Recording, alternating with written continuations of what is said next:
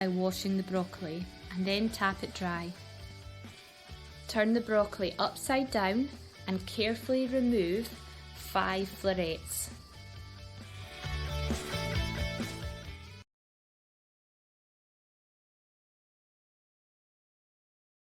Place the florets head down into a microwave vented mug. Add 1 tablespoon of boiling water into the microwave vented mug. Place the lid on the mug and open the vent.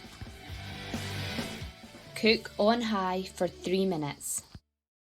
Remove the broccoli from the microwave and leave to stand for 1 minute. It will continue to cook in this time.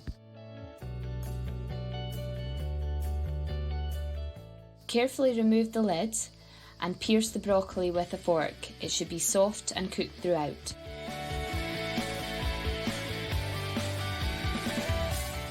If the broccoli is still hard and not fully cooked, return back to the microwave on high for 1 minute.